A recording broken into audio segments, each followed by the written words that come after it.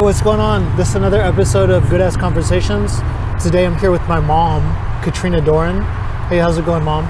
It's going great because I'm seeing you. That's what's up. Today is Saturday, February 28th, 2026. And we're just sitting in Southern California, like chopping it up. So you're a mosaic artist, correct? Yes. And how long have you been doing mosaics? Like I caught the mosaic bug in 2002. I made my first mosaic in high school. Okay. Yeah. So 2002, that's like a good amount of time after high school, right? Yeah. Okay. Like a lot after high school. I graduated high school in 1979. So yeah, Okay. It's a long time after that. But in high school, I loved making the mosaic. Uh-huh. And then the art instructor advised me to grout it, and all they had was white grout, and it was an image of an owl in flight at night, and the night stones that I used to fill in the field of the mosaic were black lava stones. Oh, cool. So when I grouted it in white, like it destroyed the look of the darkness of the night that I wanted. Oh, really? And it was just one of those moments where, you know, the teacher didn't have any experience in doing mosaics. Mm-hmm. But it had me like appreciate and love like the texture of the materials and the idea that you could piece together stones, and we had some glass and that sort of thing, but those different components together. And I think I like the tactile quality of it the most. So it was a long time before I came back around to that. Do you feel like your initial experience, because of like it didn't reach your expectations or your initial desires, do you feel like that sort of turned you away from that medium for a while? Or looking back, like, how do you think about your thinking process of your first experience? Yeah, I think it turned me off from doing it. Like, not in it for a number of reasons. One, not wanting to grout it. Like, I didn't want to do that next step, and so being told that it was wise for me to do that, and so I did it. You know, just wanting to learn something, which I did learn. No, I don't have to do it that way, right? But it also, I think it left me feeling like I didn't have full agency over that project. Okay. Which then turned me off from doing it. Right? Yeah. So that was part of it, but also like mosaics weren't a thing a bunch of people were making. Although there was a trend during that period of time where people, you know, there were kits for like mid-century modern mosaic kind of things, but that was kind of fading out about the time that I made my first mosaic. Okay. Yeah, so yeah, and I experiment with things. I experiment with different kinds of materials and styles and ways of piecing things together, so I learned something. But it wasn't something that really grabbed my attention at that time, beyond that. So I feel like your creative journey has been, what kind of things did you experience getting to mosaics in 2002? Were you trying out different kinds of mediums? Were you trying out different kinds of ways of experimenting and expressing your creativity? What are some of the different phases that you went through to get to 2002? I think a lot of different things. So to get to that's a lot of time. I know it's a lot of time, but at the same time, you know, it's like I feel like there are certain steps that lead to different things. No, I totally get it. I totally get it. But I think starting before that first mosaic makes more sense. Okay, yeah. So, like as a little kid running around in the park or, you know, on our property, I would always pick things up, like sticks and rocks and different things, and I would make things with whatever I found outside. So I was always piecing things together and making stuff, even as a really young child. And then as I grew up, like my mom taught me how to sew. Oh, cool. And she told me early on that I was making patterns beyond what she ever learned how to make herself. Like she told me, I remember as a young child, she said, you seem to be able to see the shapes and make your own patterns. And she said, I can't do it the way you do it. Interesting. Yeah, she needed a pre-made pattern to follow, but I was making up my own patterns after she taught me to sew. So that was interesting. And I think like part of the through line of all the things that I do is that I can see patterns and shapes and how they fit together well, or how they can fit together in new ways. So my dad also taught me how to work mechanically on cars and tractors and use tools. Yeah. And so one of my favorite things to do was to take things apart and put them back together, but maybe in a new way, right? Would they work? Sometimes. But it didn't matter to me. It was fun to take it apart and put it back together, right? Cool. Yeah.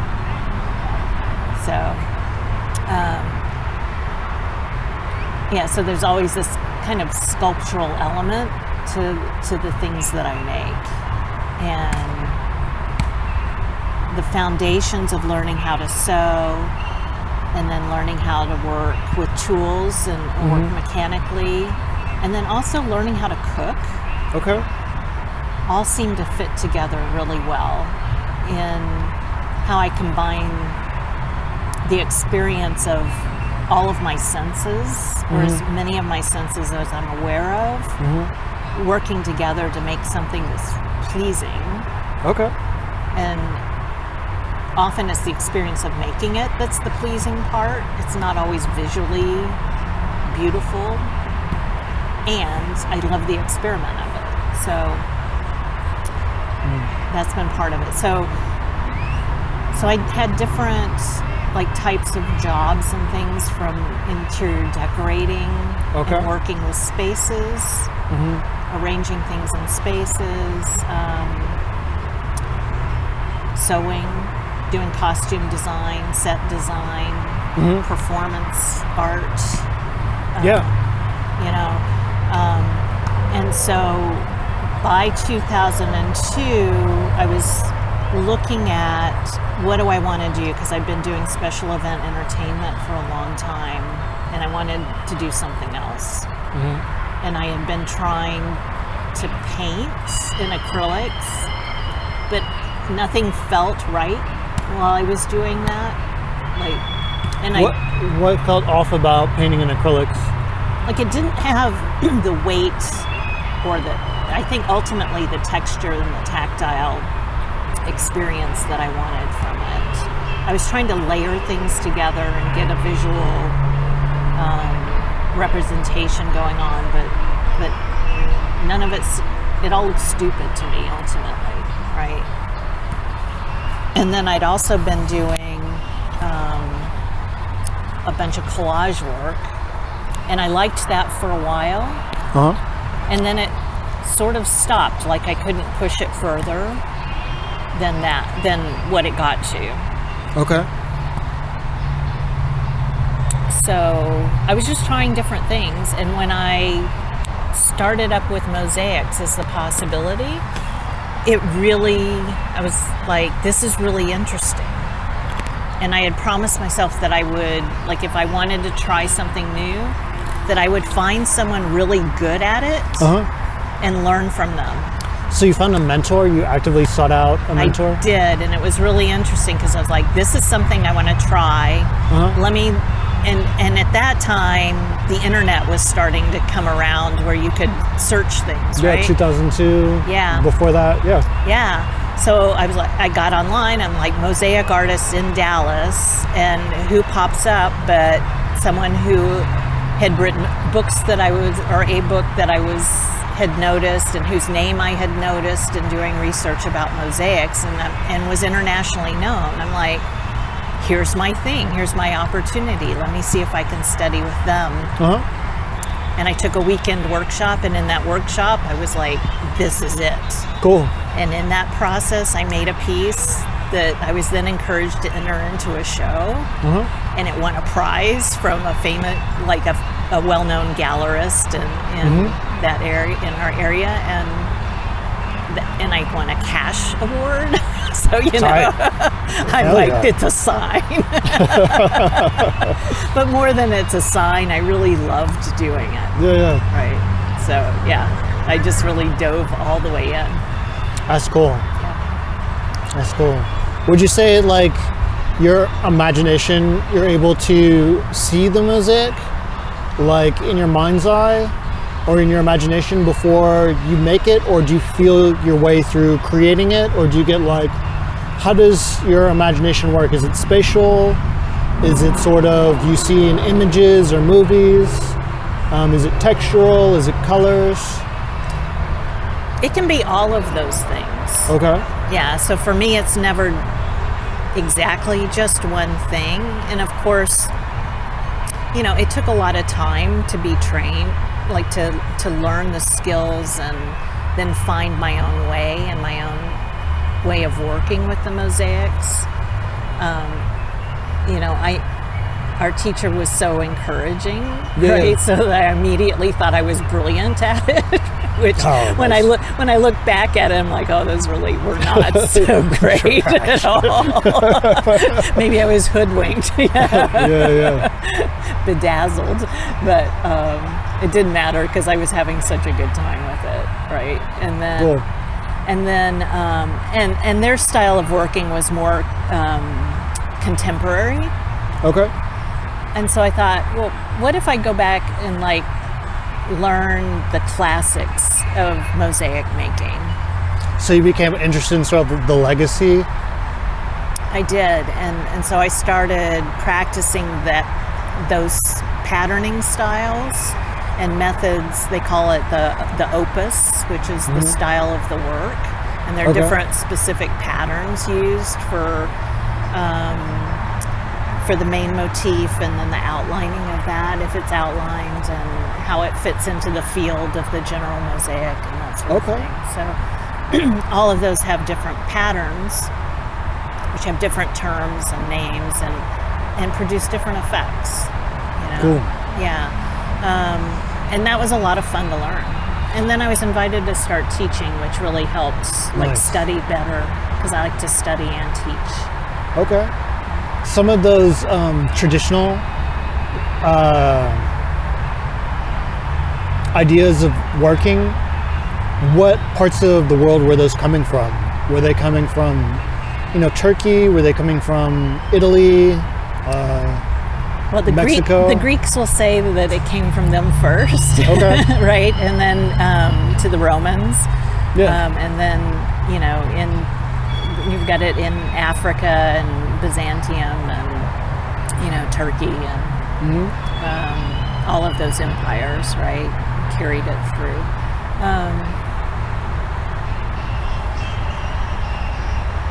So I don't know what to say after that, other than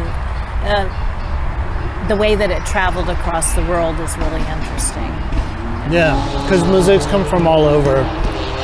And I know, like, you've gone to multiple places in the world to go and look at some of the older mosaics.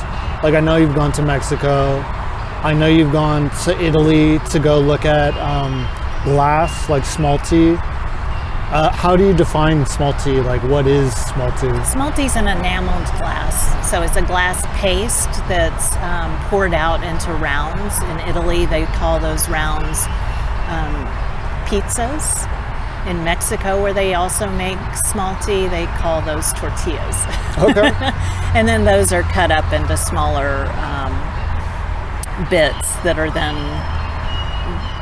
cut and pieced according to the design of the mosaic and the purpose of the mosaic. So what kind of things do you depict in your mosaics?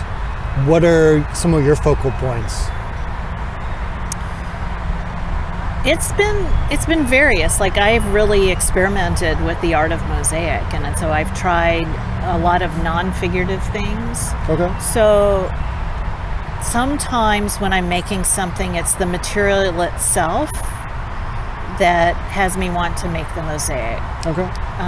On a trip to southern France, and visiting a mosaic facility there, and visiting where they made the glass also that they used in their mosaics.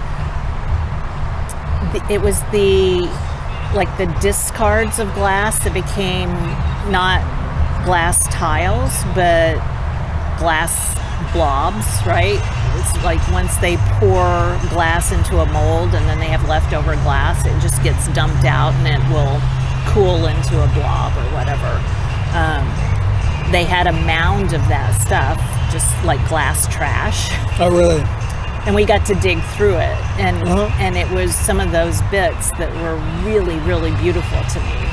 And so I made a mosaic using glass that I picked out that was pink glass, because it was also there that I learned that the pink glass, to make pink glass, you have to put real gold into the mixture to produce the pink. And so I did a monochromatic piece with different pinks, but with that really textural glass.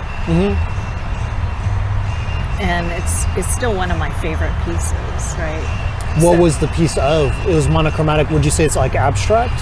Yeah, I would say it's abstract. It's definitely abstract. Like, there's no figurative work to it, right? And it's a small, delicate piece, and I say it's delicate because of the color. It's a really, I see. like a soft pink, right? Like gradations? A little, slightly, just really slightly. It's real subtle, real soft. Yeah. So in the experimentation, like I've done that, I've done some portraiture. I've done some animals, and I think one of my favorite things is doing kind of a modern, or what appears modern to me, but is still in the classical style of like animals. Oh, really? Yeah, that's been a lot of fun. Why animals? I like the way they've turned out the best, I think, of most of my mosaics. Okay. Yeah.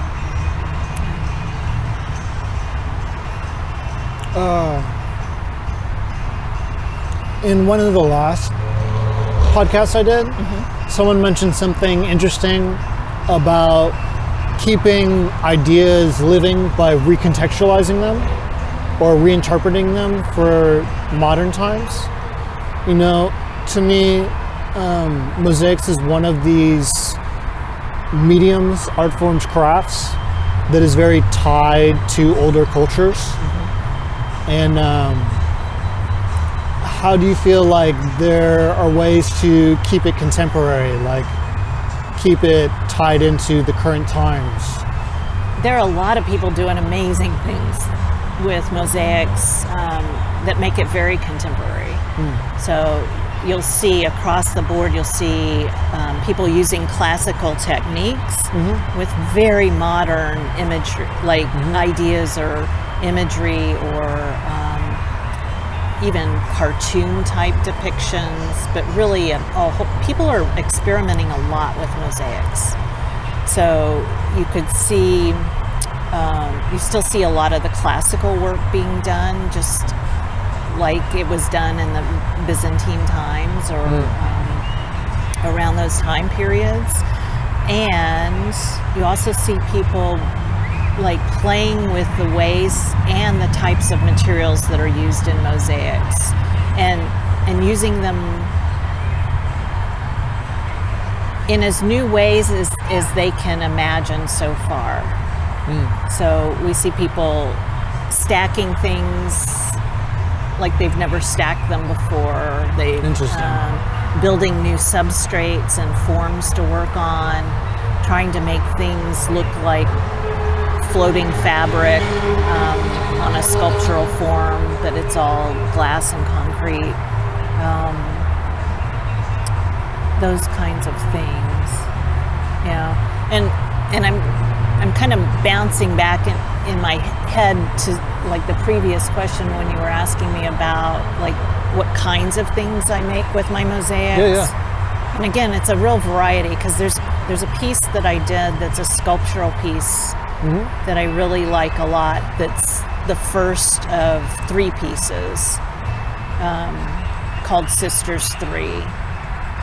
And the idea is kind of a weaving together of the history of women's skirts being used to hide things, to tell story. You know, there were periods of time where people would sew things into their skirts to be able to keep them safe and hidden.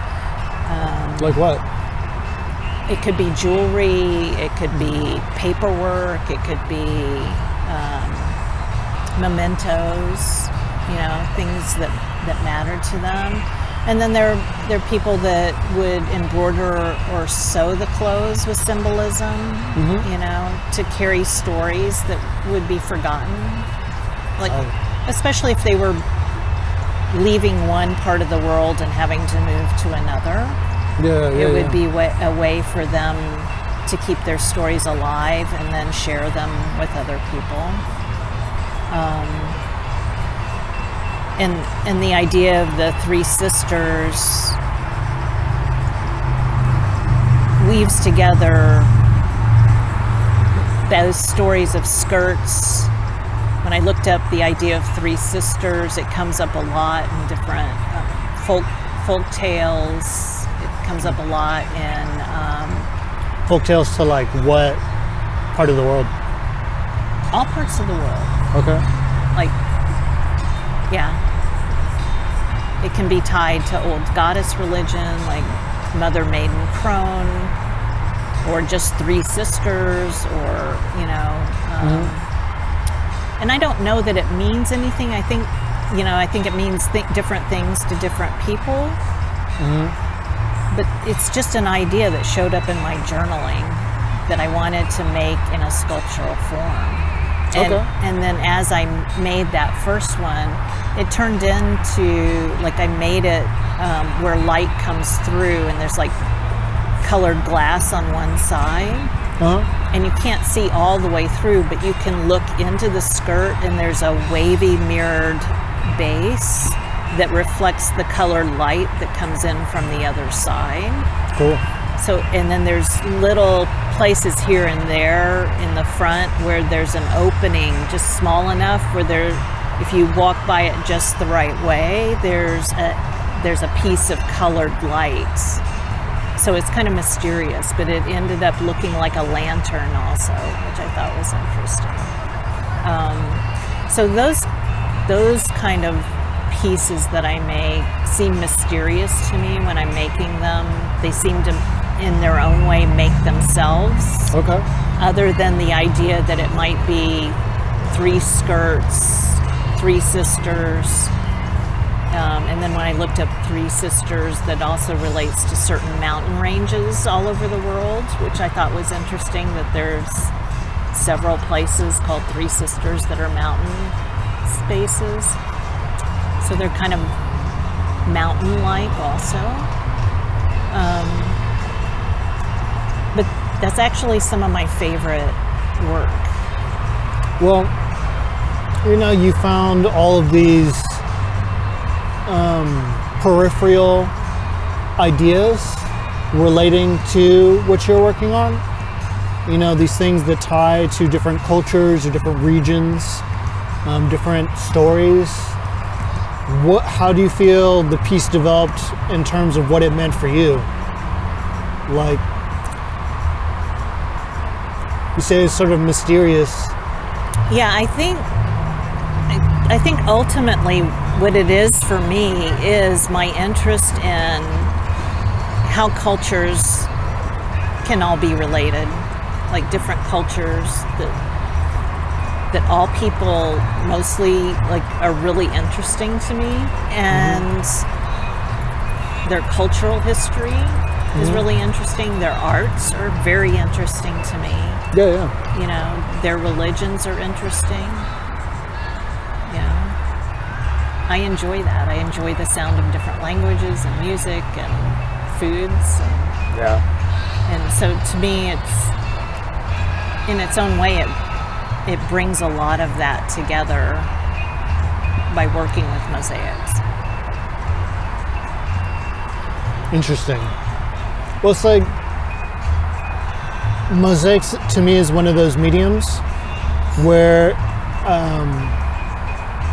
it has like a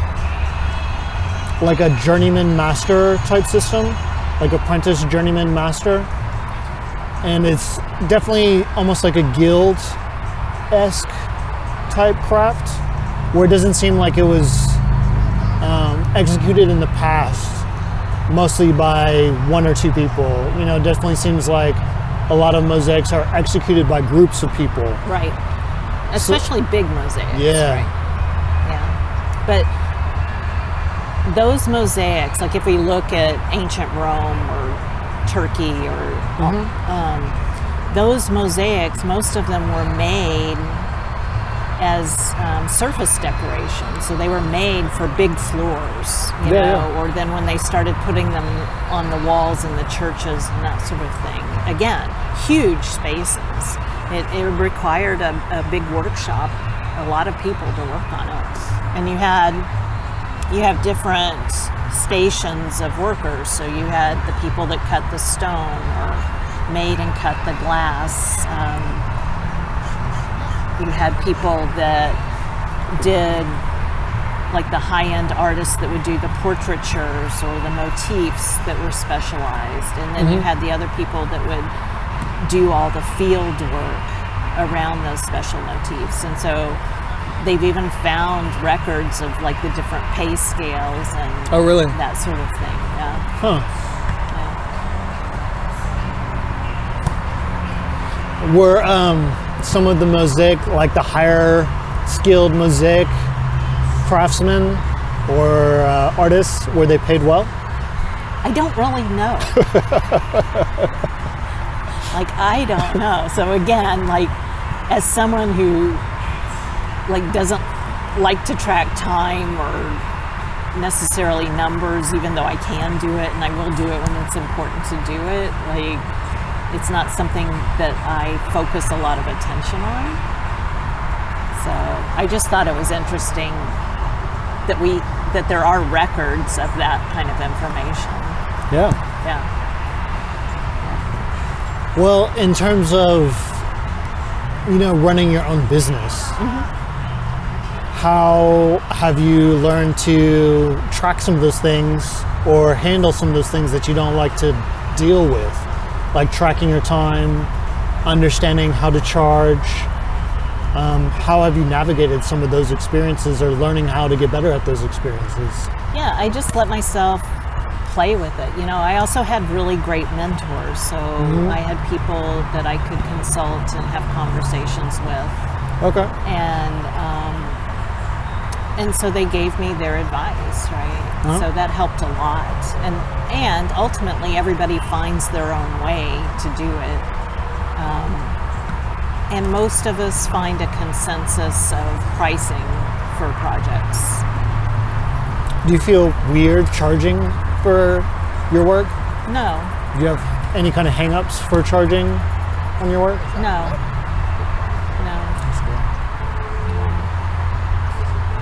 How do you feel about collaboration I like collaborating with people that I enjoy working with. And there were numerous projects. I mean, you even helped me on some of them where Well, I used to work for you. Yeah, that we would, you know, do projects with schools, which I think of as a form of collaboration, right?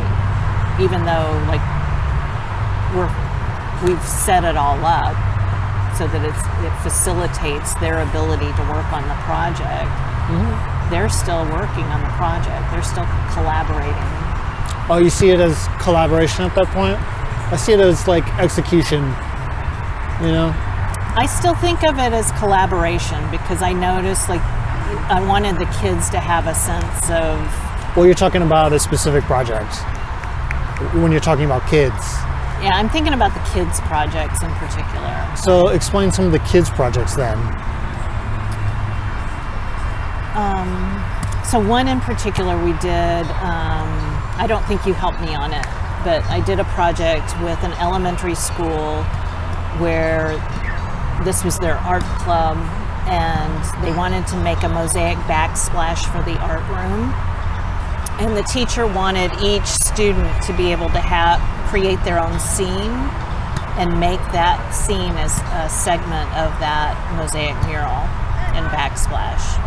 So the teacher and the students came up with a theme, which was underwater, under the sea. Mm-hmm. And each student then came up with their own motif and designed their own motif for under the sea. So one boy did a dolphin, somebody did like an octopus and a squid, different things like that. Somebody, different fish. Yeah. And they did their own drawings, and then I facilitated them learning how to cut and glue the materials to create the mosaic backsplash. So they had a lot of input, right? They had to learn how to do the mosaic, but they had a lot of creative input on it. Yeah, that sounds like collaboration. That's different as opposed to, here's the design, and then you have someone working on the mosaic who's generating the tile pattern, which may not be really their decision. They may just be good at replicating the pattern. Right. Or adhering to a certain quality of applying the tessera or the pieces of the mosaic. Right. Yeah. I think just in general, when I think of, and I understand exactly what you're saying. Yeah. But I think in general, when I think of collaboration, it's people working together. Well, I think it depends on what kind of project it is. I agree. Like I've done a lot of work for other artists that I wouldn't call collaboration because I'm executing their vision. Right. Most of the work I did for you, I executed the vision as opposed to contributing an idea or a solution even to how to bring the idea to life. And I do think the project that you've described with these kids is collaboration, like in a true sense, like they're contributing to the overall idea. Right, I totally get that. Yeah. Or, there's another public work that you created or helped create with a homeless shelter. And it was mostly like Katrina Doran's project, but you did a lot of consulting, and then you advised how to bring it to life. So to me, you did a lot of collaboration in that, even though it was sort of, again, like this idea of here's smaller segments where people can realize their own ideas, but all of these pieces can somehow be different but combined together to create this larger idea, which to me is sort of like an interesting puzzle to figure out. Like, how do you give people enough freedom in these small spaces or these designated spaces to feel, independently creative, but then all of it comes together to realize this larger vision? Yeah, it's an interesting thing to play with, and I really like doing that. I really like doing that. It has me think in new ways, right? And it also gives me an opportunity to see ideas created that I may have never considered on my own. That's what I think is interesting about genuine collaboration. It's like you're entering into a new space where you expose yourself to ideas that you wouldn't have arrived on your own. Yeah. And that can be very, very exciting. I think it's cool. It can be really frustrating sometimes too, or challenging. But you ever experienced collaboration that just wasn't working out? Collaboration that didn't follow through to the end? Probably. I can't think of anything off the top of my head right now. I feel really fortunate in the things that I've worked on, for the most part. Yeah. Nice. So, how do you feel like some of your past creative experience has informed some of the stuff that you're making with Mosaics now? Do you feel like some of your other creative talents have come back to sort of resurface and like express in a new way or a different way? Or what I almost always see and what feels really strong and present for me right now is my ability to design patterns. So I'm creating some sculptural pieces right now that I wanted to light up with solar lights, and I wanted to also be able to manage the maintenance of those lights. Yeah. Right? Yeah. So coming up with ways to work the sculpture and design the sculpture so that it would also have parts that could be opened up and the interior of it could be attended to where the lights would be, was a fun challenge for me. And a lot of it comes back to, like, again, when I learned how to sew and put pattern pieces together to make a garment that fit a physical body. So my ability to somehow see that and see how it could work and then actually physically make it work is a lot of fun. Oh, cool. It's a lot of fun.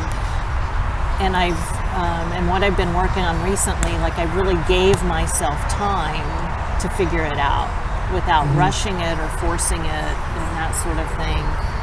And I'm super excited because I designed it so that I could teach other people to make them.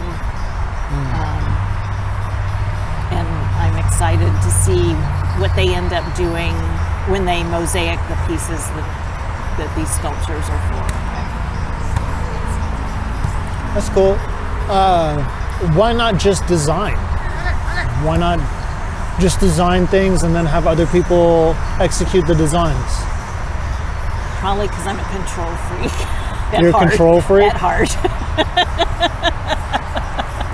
So why so much control?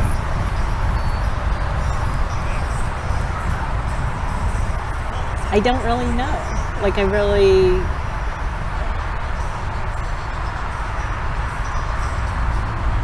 that's an interesting question. I wonder if it's like a child or something that you're not ready to let go of, right? Like, you don't want it to grow up on its own. Oh, something really? like that. I don't know. You know, it's kind of an interest. It's just like I'm throwing stuff out there to see how it feels. That doesn't really feel right per se, but like, I don't know. I really just don't know.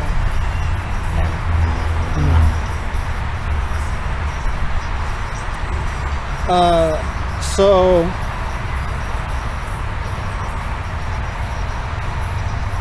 where are you trying to take some of what you're doing now, like, moving forward? I am excited about teaching again. Like, I stopped teaching for a while. And so coming up with new ideas for new projects to teach. So the project I'm working on now, the sculptural one, is one of those ideas. And then also smaller activities, smaller workshops. But, earlier I was telling you about Kajal, the first neuroscientist, right, that discovered neurons and the transfer of information in the neuronal networks. Who's this person again? Kajal. What's their name? Kajal. Just Kajal? It's his last name. I can't remember all of his first name. Okay. But what he was able to see in studying the neurons and seeing what they look like and how they fired, he was also an artist, and he said, ultimately we could be the sculptors of our own brains. So with greater understanding of how our biology works, with greater understanding of our ability to facilitate how we learn, how we view things or how we want to utilize that information for being well in the world. For being what? Being well in the world is how I say it. Oh, for being healthy? Not just healthy, but like a sense of well-being, right? Yeah. Which can be feeling healthy or being healthy, but that we have a life that we enjoy. Yeah, right. I definitely think wellness or health definitely comes from mind state. I think how you're thinking definitely correlates to how you're feeling, and vice versa. It's like I don't believe that I believe in the wisdom of your body and its sensations, and also like the power of the cerebral force. Like these two things are two different pieces that communicate with each other. And I do believe that the brain is like a powerful part of the body, but I also think it's important to have the brain be in communication with the body. Right, and I think part of what I still don't explain well, because I haven't practiced explaining it or talking about it a lot, is that we can learn and understand how the whole system communicates, right? Absolutely. And more information is coming out that helps us learn that, right? Yeah, it's also like there's so much information coming out, and there's studies for everything. Studies saying, this is good, that's bad, and then they turn around and saying, oh, actually, this is bad, this is good. It's almost like there's studies that are not verified for everything. And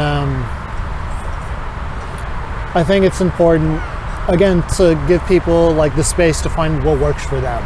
I agree. I totally agree. And for me, my experience in learning havening has felt like it's given people the experience of finding what works for them in an easy and kind fashion. Okay. Yeah. And so for me, even if that means like finding how you want to make your own artwork, right? I feel like my artwork is getting better because of the havening that I do for myself.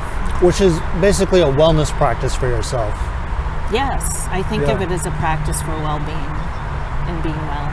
Yeah. And I'm curious, like, you love doing mosaics so much. I would assume it puts you into like a more positive state of being, or like a healthier mind space. Why seek out havening? Well, I think that's interesting, because I think recently, like I said, I designed these new sculptural forms, and I say that the havening work that I've been doing has facilitated me making this project and figuring it out a whole lot easier. So for yourself, like the modality of havening has allowed more clarity in your thinking and your ability to explore ideas. I think so. And it feels like my work, like my artwork in general, is just better. Right? That's cool. Yeah. So what are some of the artists that have inspired your work?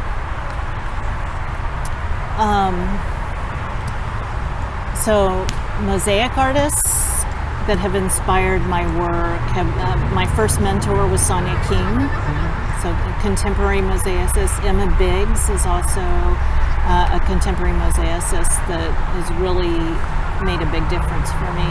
My friend Barbara Dabala. There's been a lot. There have been a lot. There are Italian mosaic artists, and now they're all kind of like visually what I'm seeing are all these names kind of tumbling together. But it's been a really rich world, and I'm grateful that we have contemporary mosaic artists to study with. And that I've been inspired with. And then a lot of the classical mosaicists, like we don't know their names. Yeah, it's only periods and places. Right. Well, do you feel like only mosaics like inspire your work? Like, no. Because you're like a huge fan of the arts. I am. And one of the things I really enjoy are people that have built their own environments. You know, whether those works have been mosaic or otherwise.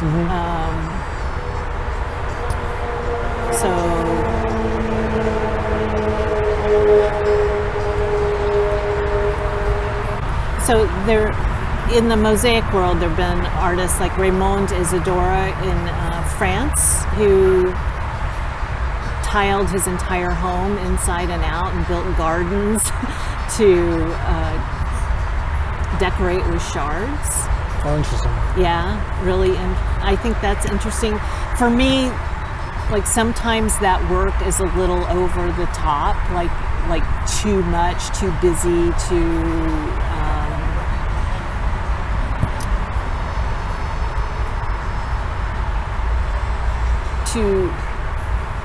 too much is kind of the best word. Because it's almost like every beat gets filled with something. Oh, yeah. Right? And I think having space between things feels more calm. Okay. However, the idea that someone would spend so much energy and so much time on their own personal environment because it made them happy to do that really thrills me. And it's something that I'm interested in doing for myself, and I do a little bit of. Yeah. Right? But for years I've had the idea that I would turn the current home that we have into my own art environment. Right? Well, recently you sent me like a video, and you created this mosaic tiger rug. And is it based on a Tibetan imagery? It's the inspiration came from a Tibetan tiger rug. Yeah. So those rugs, from what I understand, were woven for the monks who were going into prayer, with the idea that the tigers would protect them from bugs and rats and things like that while they meditated on them. But there were very few of those made. But then, over a period of time, the motif became popular, and rug makers started using the tiger motif to make Tibetan tiger rugs, based off of that. And, interesting. And it's interesting in pop culture that it's become a popular motif that you see now in wallpaper and fabric design and handmade rugs and even commercial rugs and that sort of thing. So I made mine out of tile, out of stone and marble. And then recently you just finished painting your floor, and then you painted your floor to make it look like tile? Yes. I wanted a hexagon terracotta tiled floor with the idea that the tiles were old reclaimed tiles from an old an old French farmhouse. Okay. Right. And I didn't have the funds or the money to source those kinds of materials. Yeah. Because those are like older tiles, right? They're older tiles, and they're usually like torn up from buildings that are torn down, and then there is a source for that kind of material, right? When they're older, is it almost like out of print tile? Yes. When they're older like that, do they go up in value? Are they more expensive to source? They're probably more expensive just because of the labor involved, right? And then they would have been more expensive because they would have been shipped from overseas, right? With my idea of it. So I just kind of ran with the story of that. Okay. And even though I've like never painted a floor or even done that kind of faux painting work before, I just decided to try it. Nice. You know, and I really surprised myself at how much I love how it turned out. Yeah. And then it was fun painting it, and like some of the pattern would get skewed, or I would mess it up because I didn't feel like drawing out guidelines when I started. That I just made the story that some of the tiles got broken, or because the tiles were sourced from different sources and were made by different people, that they were sometimes odd shapes, and how brilliant the tile setters were at getting that tile floor to look so good. Yeah, for real. So it was fun to make up that story while I was painting it by hand. What's interesting and what surprised me about doing that was that it feels like a tiled floor when you stand on it. Like the visual appearance of it makes my brain and body think that I have a... Yeah, when you're showing me the video, the painting of it was also doing like an optical illusion on my eyes. So I assumed it was tile too. You know, the French tile, the diamonds. It's very like Southwest or European. Yeah, cool. And part of the inspiration for the terracotta colored tiles came from one of my aunts, who, when I was young and they were building their house, she handpicked all the terracotta tiles, because those handmade tiles that were the ones that she used were made in Mexico, and she would find like little footprints in some of the tiles, or little leaf prints, you know, from while the tiles were drying, like critters would crawl on them, or leaves would get pressed into it, and that sort of thing. And so it always felt a bit magical, or like a treasure hunt, to walk through the house and find the tiles that had those little impressions left in them. That's cool. How do you feel like your work relates to memory?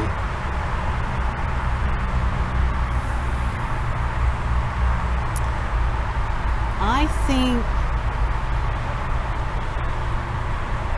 well, in the case of the floor, that was a very specific memory, like a really, like something that I was very, very fond of, and it carried a good feeling. And I think it was an early inspiration for me. Like, I really loved the way that she did that.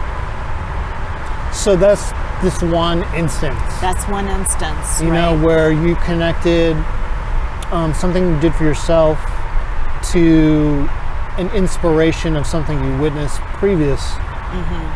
And then in general, how do you feel like some of your mosaics either connect to your own memories, or evoke memories, or conjure ideas of different places for clients? I know that's like a very extended, broad question, almost like a two-part question. Yeah, and how I hear that question is that it can also, like, it applies to almost every situation in a different way.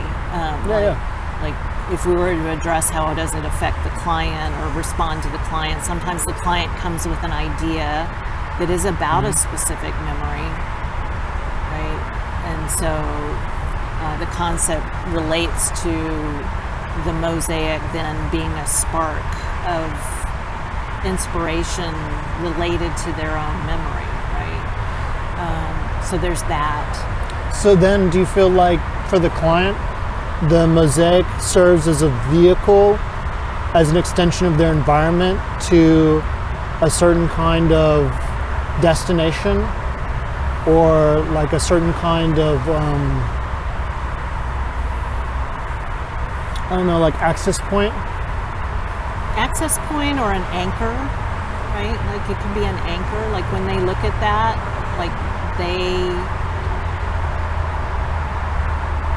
they have the experience they have, but perhaps it like cues up something like a good memory that they want to have over and over again. And so that mosaic serves as an anchor and a cue for that memory or that experience. And so that maybe they have a similar experience each time they look at it. And for yourself, like, you know, it seems like the memory that you were referencing earlier in painting the floor, like that was a good memory. And like something almost like weaving some of your own story into your floor. You know, it's like, I feel like for a lot of people, when they travel around familiar places, when they drive past places, in the background, they're like, oh, this is where I had a great dinner with so-and-so, or this is where I had great drinks with my friends. But it's like you're pulling different kinds of memories and connecting it to your work. Not necessarily intentionally, but... No, I see what you're saying, and there is a component of that that's very specific. Like the ideas I have for transforming my own space are partly that. Like some of those designs are because they remind me of places I've traveled to. Do you ever feel like you're recontextualizing the experiences and then serving them to other people? Like, here's my interpretation of my experience of this place, or my interpretation of my memory of this place? I don't think I've specifically thought about it that way. You know that song, this is gonna sound dumb, by Clearwater or whatever? It's like da da da da da da da da da. And what are the words? It's gonna take me a minute to know the words.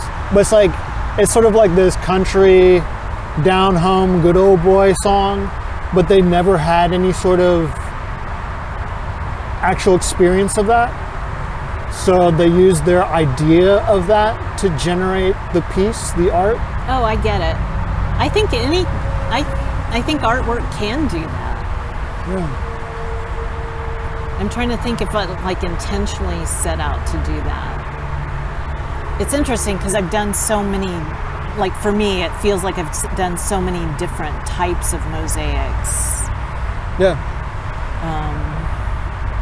And they've all had a different starting point, whether it was a commission or just an idea that I wanted to work out and figure out, or something that inspired me.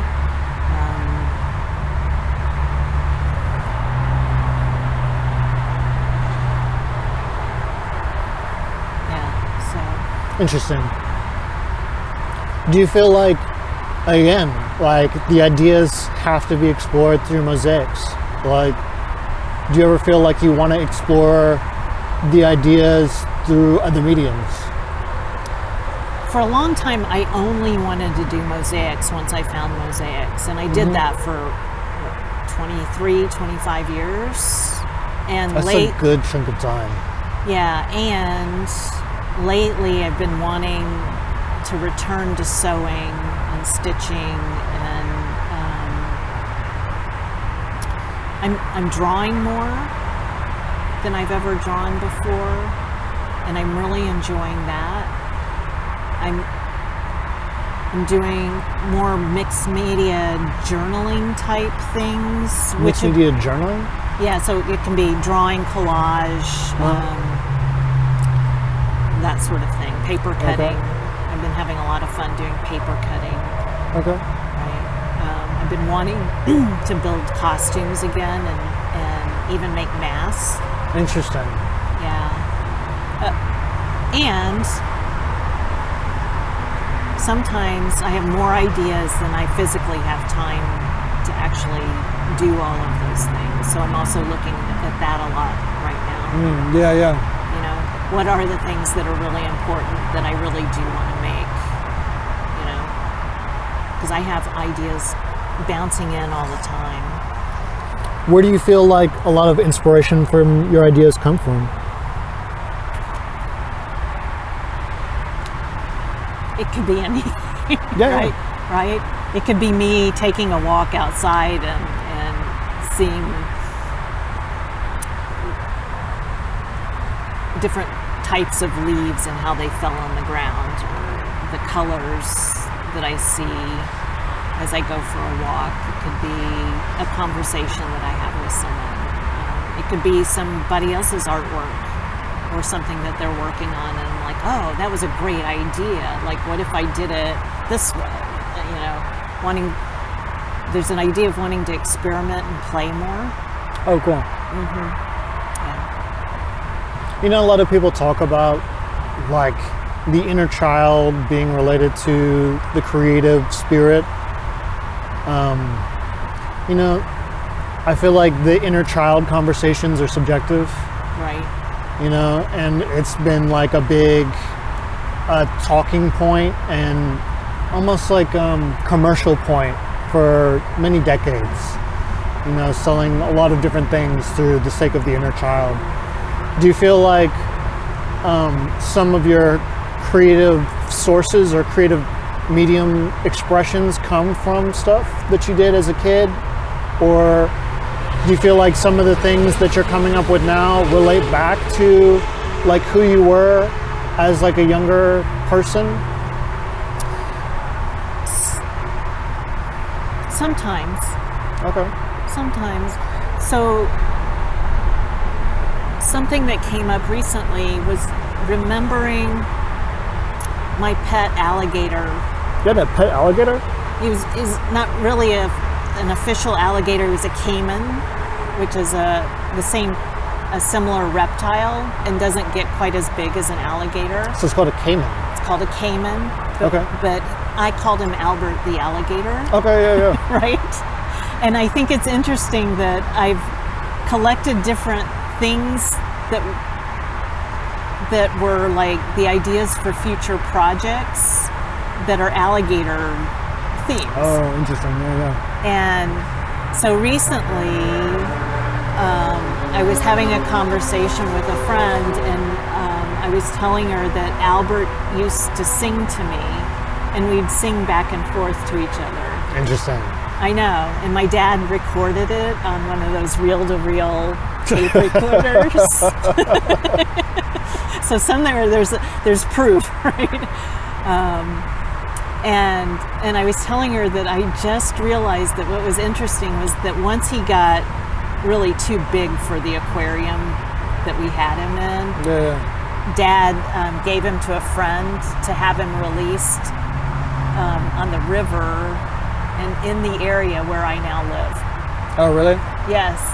And so, you know, I just kind of like... Do you keep your eyes out for his No, I mean, and that was, legacy? That was 60 years ago. But I kind of like that. I like that kind of little girl with her friend. Yeah. And they would sing to each other because they really enjoyed each other's company. And so often I feel that way about my artwork when I'm making art. I feel young, and I feel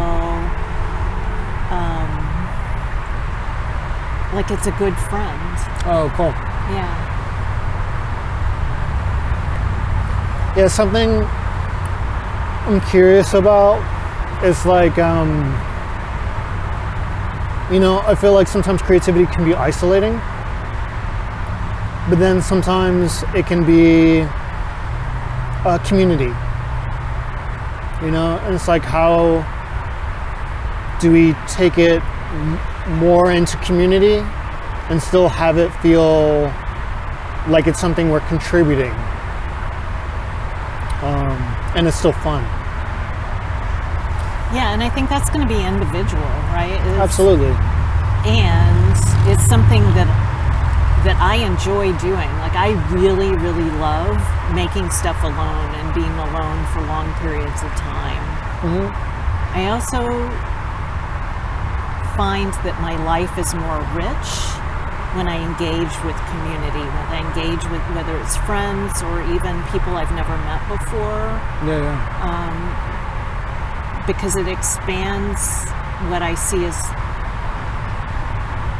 that could be possible in the world, or it expands what I even think is happening when I hear conversations or have conversations with other people.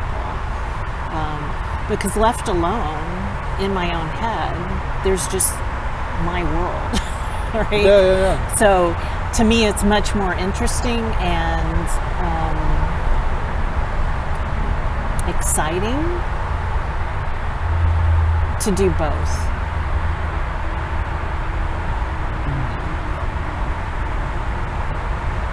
It feels like there's better ideas sometimes when we come together. Yeah. Not always, but sometimes that really does happen. And when I teach classes and I see what people create, often they're just ideas I would have never thought of on my own. And that is really thrilling and exciting for me. I think it's interesting. And just sitting, talking to you, it seems like, to me, mosaics are totally sculptural, often two-dimensional, but you have to think about them three-dimensionally, which is sort of interesting, like thinking about something three-dimensionally, but it's going to occur two-dimensionally to the viewer. And I feel like sculpture takes a little bit more thought sometimes, because you're definitely thinking about the audience's interaction with it. And as I've mentioned before on other conversations, sometimes that requires making sure it's safe, or how it's going to be received. But also just in the making of it, it seems like it's very tied to time. It doesn't seem like mosaics is something that gets pumped out very fast. I'm sure there are people who are fast, and groups and teams who are fast, but it doesn't seem fast. It's not fast. And there are some brilliant mosaic workshops around the world that produce work because they're a team of artists working together, that do make the work happen faster. Right? In your own experience, because it says you said earlier that you don't really keep track of time, like you go into this place where time sort of slips away when you're working on mosaics, and I understand.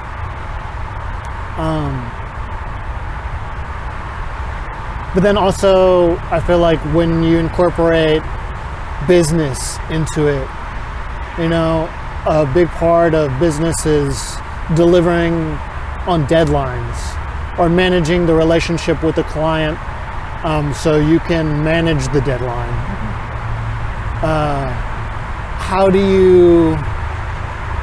Have you ever been like, well, I need to get faster? have you ever felt like you needed to push yourself to complete projects quickly? Yes, there have been a lot of times, and not necessarily just with artwork. I mean, or not just with mosaics, but Well, this idea that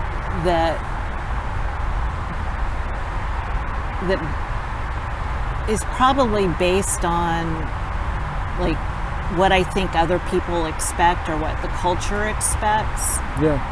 Without, and those people maybe never having an understanding of what it takes to piece together a mosaic, right? That trying to fulfill their expectations. There have been times when I thought I should just learn how to be faster. Yeah.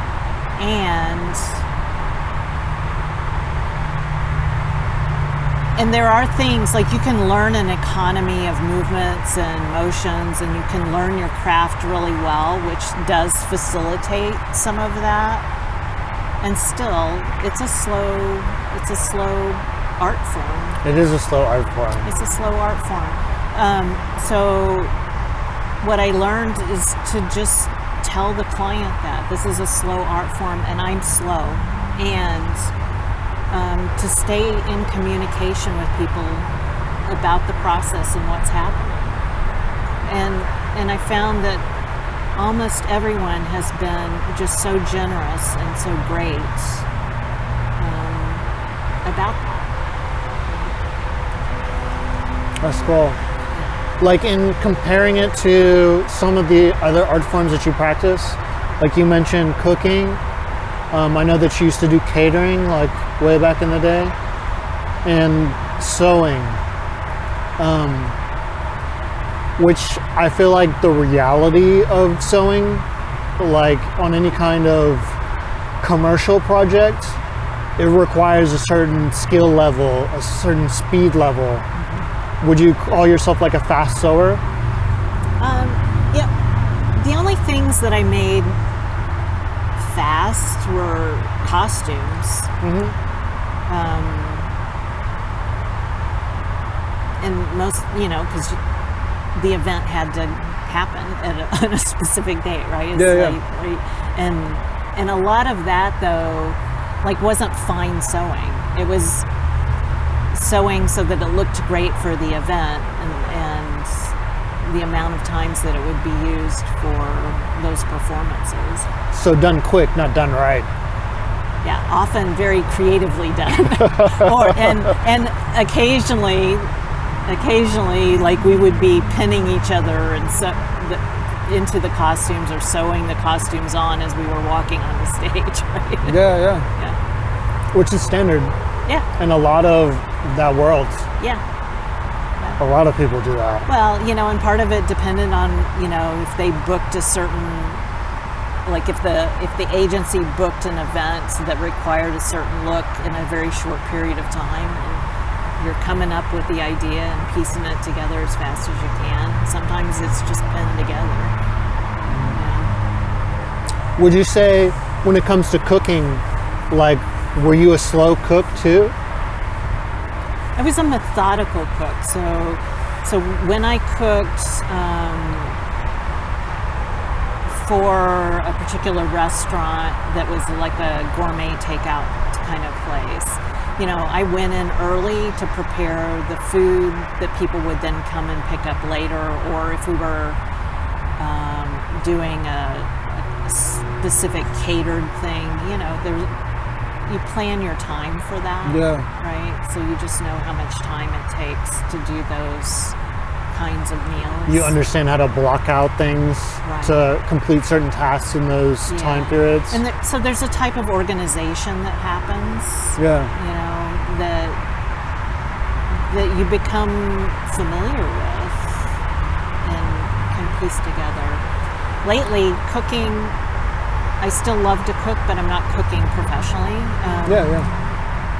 But it feels like it's as slow as mosaics sometimes. Really? Sometimes lately it does feel that way, which I think is an interesting experience. Like I never noticed feeling that way about Do you feel like the patience you have for mosaics, like there's something where you do not have that same level of patience? I'm learning to work it differently. So it used to be that if I did a mosaic, like I didn't want to stop. I would work 10, sometimes 14 hours at a time on it. And now that just doesn't feel right to my body anymore. So what I'm discovering is a new way to work with that feels better, and it actually feels more consistent in the production of the work, which is interesting. That's interesting. Yeah. Like, I understand the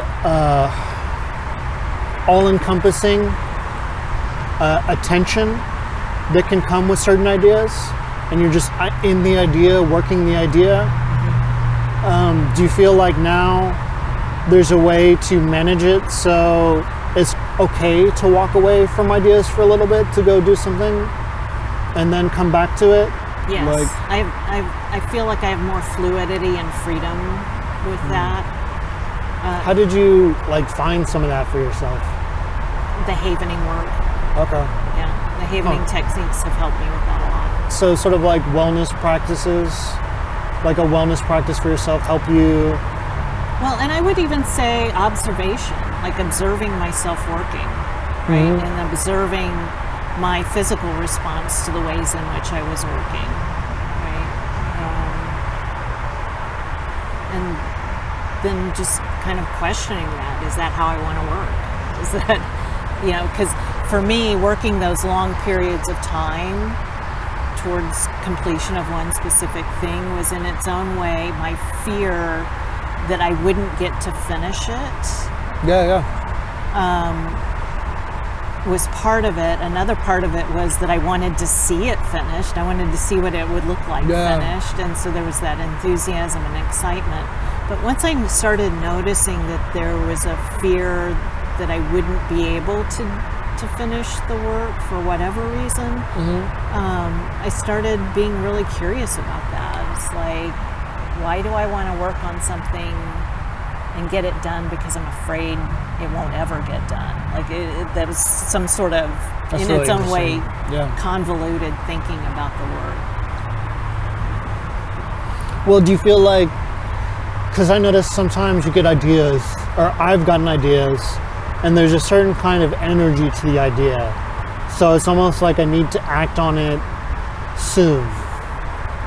Because if I don't, it won't have the same energy, and then I may not be able to execute it to the point of quality that I would have liked to, or it's just not interesting to me anymore.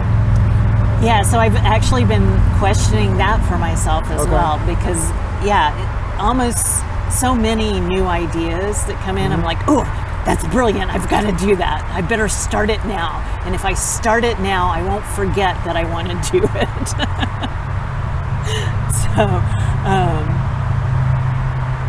But I'm finding that what would then happen would be I start it and I'm like, but I haven't finished this over here, or I haven't finished that over there. There were too many starts and not completion. So I started questioning. It was like, well, if I put that idea in my notebook, so I've written it down, what if I just let it sit there and see what happens? And so now I'm really like, I have a collection of ideas, which ones really matter to me? And so now it feels more like, so I have all these ideas, how do I curate what I really would like to spend my time on? Yeah. So I feel more thoughtful now about what I want to create, particularly what I want to create for myself. So you spend time observing the ideas? Yes. And you use like a journal or a sketchbook in order to observe some of the ideas? Yeah. Interesting. Yeah. I write every day. Okay, cool. whether it's just writing or drawing, that sort of thing. It goes into a notebook. Cool. Like how do you use a sketchbook? Like how does a sketchbook come into like your personal art practice? A lot of different ways. if it's the only notebook at hand, it could be notes on something I'm studying. It could be a list of references for different types of artwork or things that have inspired me. It could be sketches from the way the flowers on the back of the property died in the winter and their seed pods have formed the shapes that they formed, and just sitting down and drawing that to see, just to draw it because it's such an interesting bit of my life, right? Not that I'm trying to capture it or contain it, other than I feel like I'm engaging with it more intimately than just taking a picture with my phone. So in a way, it serves as an access of memory. Sort of. Sometimes that. But sometimes just like, can I draw that? What happens if I put my pen to paper and look at that thing and let the pen move and make its marks, you know? It's given me more freedom to make marks on a page rather than trying to get the drawing right or try to capture what I'm seeing accurately. Sometimes that's there, but lately it's been, can I make marks and be curious about the marks that show up? And sometimes they're of interest and sometimes they're not. And do you have any like control, like ideas about control when those kinds of things show up? It's like when they're interesting and when they're not? I'm more and more, I'm just experimenting with it and being playful. I've been watching a lot of Linda Berry's posts when she's who's Linda Berry? She's an author, she's a cartoonist, she's a teacher, and she's, I think, brilliant. But she also spends time with 4-year-olds because she's interested in what's a pure drawing, what's a real drawing. And so she spends a lot of time with little kids who just draw. Yeah. And so I'm like, oh, well, what if I were a little kid just drawing? Like I just let myself draw. And so that's really kind of what I've been doing. How much time do you like set aside to just draw? Again, I don't like specifically schedule the time of it, but I incorporate more and more of it into my day. It can be like just 5 seconds of drawing, or it could be hours of drawing. Cool. Yeah, kind of depends on what's around. And now, like I found kind of a messenger bag where I can carry a decent little notebook with me and colored pencils and pens. And that's fun. And so that rather than pick up and scroll through my phone, Well, you don't really strike me as someone who scrolls a lot. Do you scroll a lot? At home alone, I scroll a lot. It's ridiculous. When that little weekly report shows up, I'm like... Oh, for real? I'm like, girl.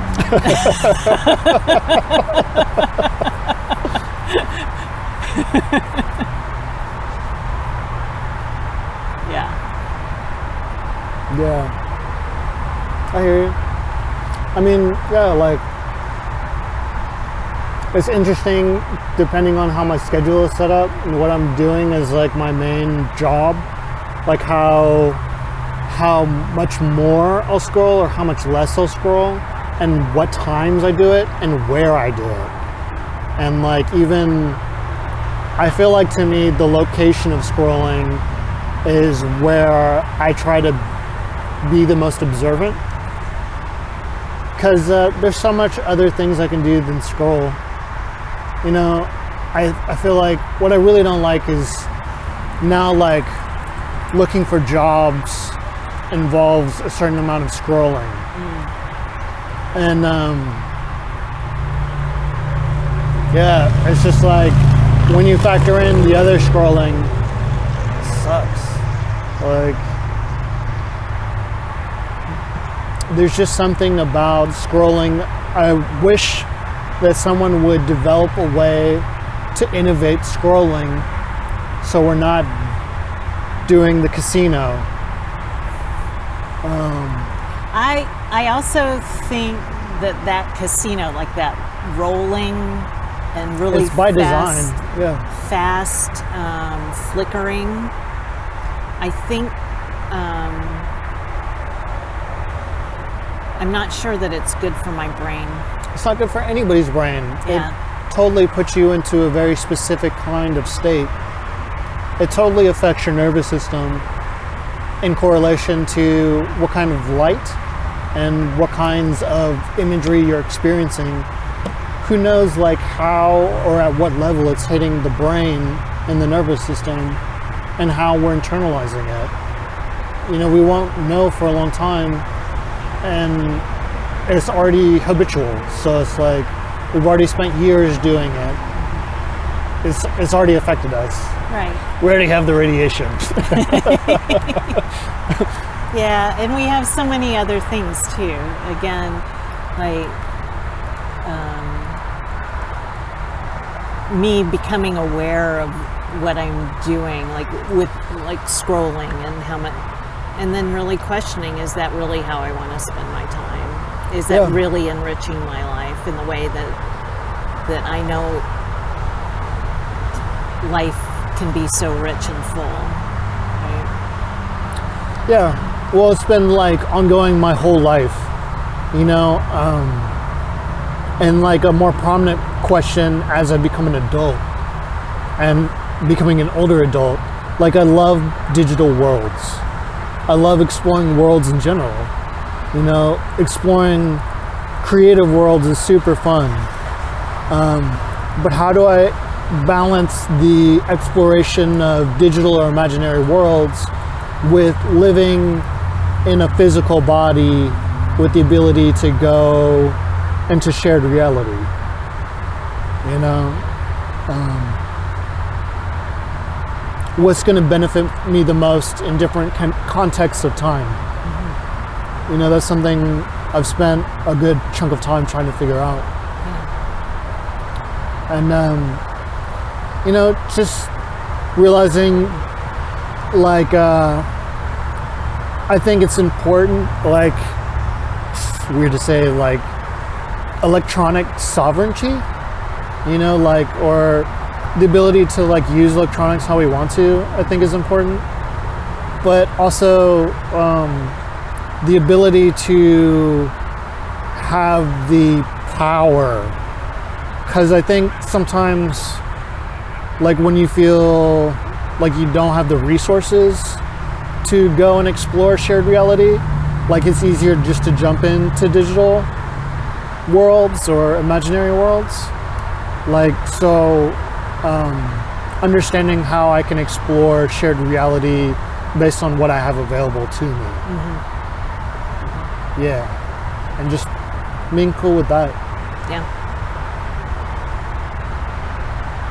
And art has sort of been like my vehicle for that, I think, to a certain extent. Like, you know, going outside with a sketchbook, or going, you know, even though it's electronic, going outside with a camera makes going outside much more fun to me. Yeah. Yeah, and even though I feel like I have a really good memory, sometimes just having the record of the experience in order to bring me back to the experience later on, I enjoy that. And I enjoy incorporating that into art for myself. get it. So I'm sort of curious, like, what kind of tools do you use, and like your experience of different medias, like doing different creative medias. What kind of tools do you like to use? My hands. Like, my hands are my favorite tool. Sorry. And like, as a mosaicist, I have to use tools that cut stone and glass and that sort of thing. As a sculptor, I need tools that cut metal and bend things and that sort of thing. Do you feel like learning mosaics has taught you more about the materials of the earth and stuff like that, and how to manipulate them? I definitely, well, in that regard, I mean, because I also think of like working with clay, which I don't work with a lot, but it was really one of my very first loves. Like, putting my hands in the dirt felt really good to me. And then making something from that. So part of working with mosaics and working with natural stones has been really beautiful in so many different ways. Like, the stones each feel different, they smell different, they cut different, they sound different. I like all of those experiences of them. Some are harder, some are softer. And then with a lot of contemporary mosaics, we've been incorporating more minerals or crystals along with like the traditional marbles and that sort of stone that were used in ancient mosaics. Why that sort of move to incorporate different kinds of materials? I think it's people's curiosity. It was like, what else can we use in the realm of mosaic? Even contemporary-wise, mosaic has expanded to people using plastic trash and assembling it. Do you feel like that's still mosaic, or do you feel like that's turned into bridging into another art form? I think sometimes it moves back and forth between like mixed media stuff, and there are mosaicists who use like mosaic techniques and methods and incorporate plastics and other found objects, metal, that sort of thing, into the mosaic itself, and it's very mosaic. It's definitely a mosaic. Do you feel like, for yourself, do the categories matter? Like, what's mosaic and what's not mosaic?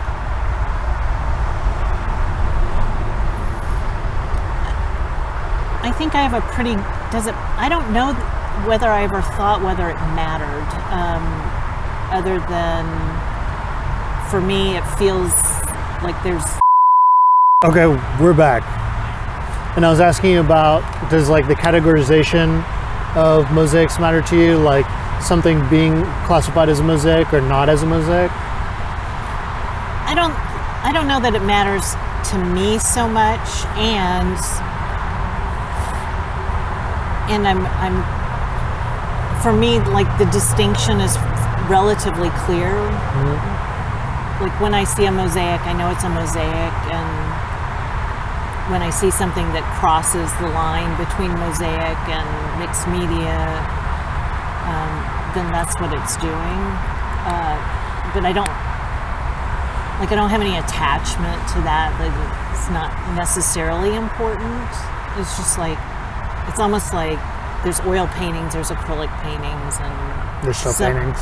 And sometimes people make acrylic paintings with oil on them, right? Oh, that's what you know. And in the broader category, they're both paintings, right? So, with mosaics, I mean, you're piecing things together, ultimately. And that's the part of it that matters the most to me, is I like piecing things together. Oh, cool. Yeah. Do you like tabletop puzzles? Like, I I don't ever think about doing them. We used to play them because one of our neighbors always had a puzzle set up when we were kids, and it was her favorite thing to do, and we would work on it a little bit. But it's like I don't have any puzzles that I piece together. I'd rather make a mosaic. Is like the tradition of mosaics important to you in any of your work? I have a lot of respect for the tradition of mosaics.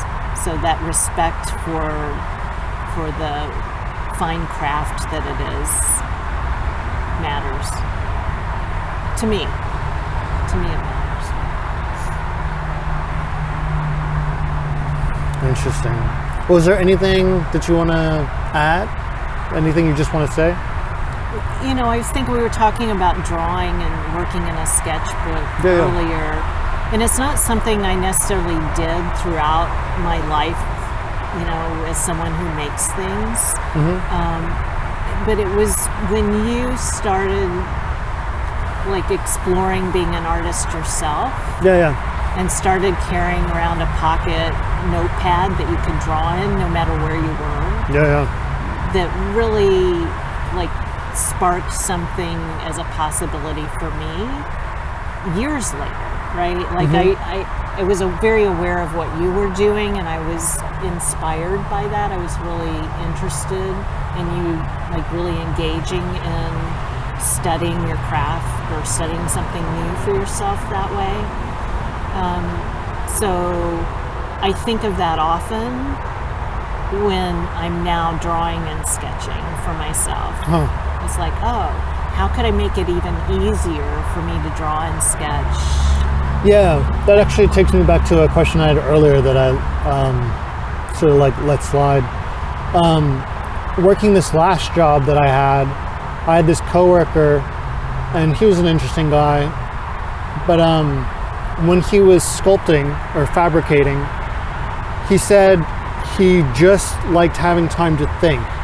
And in that space of working on something, he was mostly thinking of how to make it better and how to streamline and make it like easier for himself. Like when you're working on things, what are some of like your thought processes? Like what are you thinking about?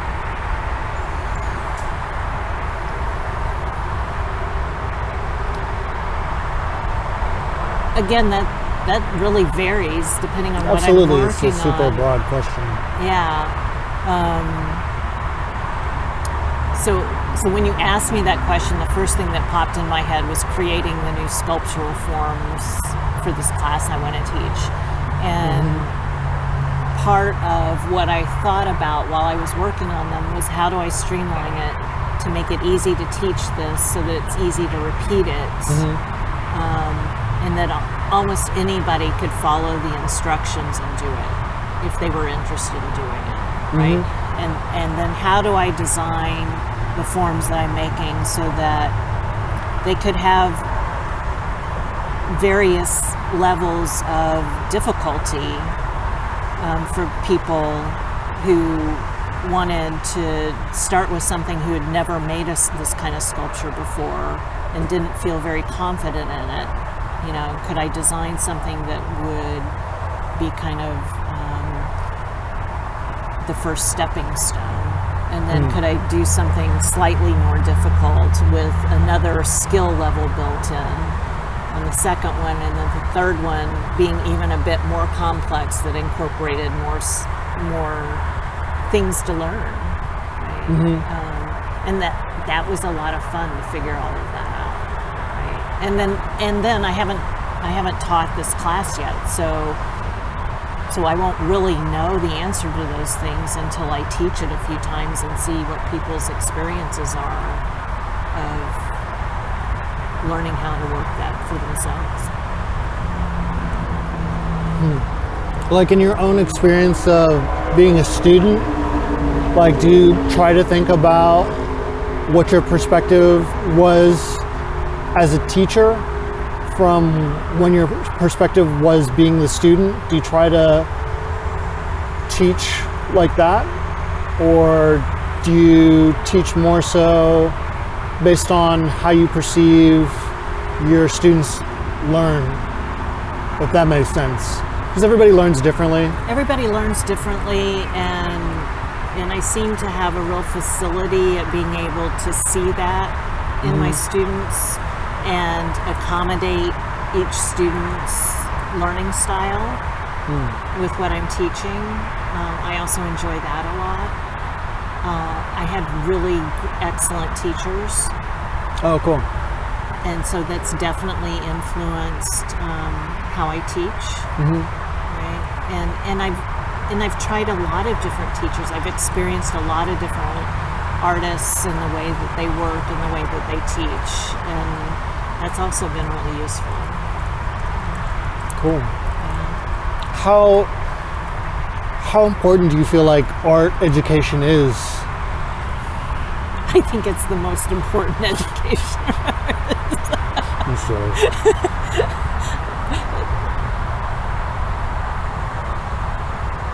I think it's really important.